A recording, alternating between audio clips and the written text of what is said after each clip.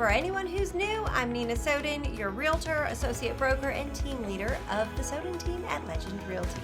And I'm Kat Frisby, your favorite mortgage loan officer, the tattooed lender with Victorian Finance. Today, we're talking about something every new homeowner experiences, but very few people are prepared for. What happens after you close on your home? Because the truth is, closing day isn't the finish line. It's the starter pistol. All right, let's start with what happens in the first 24 to 48 hours. The mail starts, the Yes. emails start, and you get things that look official but are absolutely not. Yes, the amount of junk mail is unbelievable. You'll get letters that say things like, final notice, you must buy this warranty. It's all designed to scare you.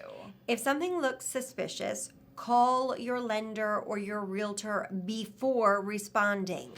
Now let's talk about loan servicers. Yes, because this confuses people. So your loan might be transferred to a new servicer within the first few months.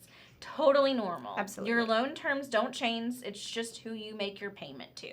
A week or two after closing, make sure you're updating your address everywhere. Driver's license, bank accounts, insurance policies. And don't forget to file your homestead exemption if your state offers one. That can reduce your property taxes drastically. Now let's talk about the first year of homeownership. Yes, because this is when buyers really learn how their home works. You'll discover little quirks. Maybe the water pressure is in one shower is weaker, or the back door sticks in humid months. Normal stuff. And this is where your home inspector summary becomes helpful. Use it as your maintenance checklist. Then there's escrow, the part no one warns buyers about. Yes, your mortgage payment can change slightly each year because your taxes and insurance change. Not your principal and interest. Taxes and insurance. Buyers always call me panicked when they see the adjustment letter. Normal. Normal, yeah. Yes. Taxes go up or down. Yes. Insurance changes. Escrow accounts adjust to keep everything paid on time. And what about budgeting for home maintenance? Great question. A good rule of thumb is to save 1 to 2% of your home's value each year for upkeep. Even setting aside a small amount monthly helps. Yes, because things will come up. Yes. Leaking faucet, a new appliance, a tree trimming. It's all part of homeownership. Okay, and here's something people forget.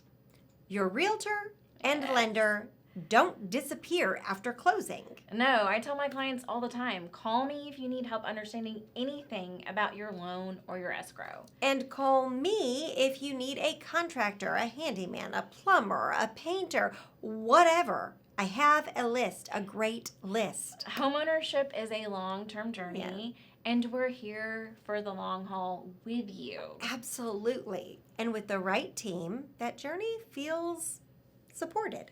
Thanks for tuning in. If this episode cleared up some questions, go ahead and hit the like and hit the subscribe. I'm Kat Frisby, the tattooed lender with Victorian Finance. And I'm Nina Soden with the Soden team at Legend Realty. We'll see you next time on the home stretch. Bye.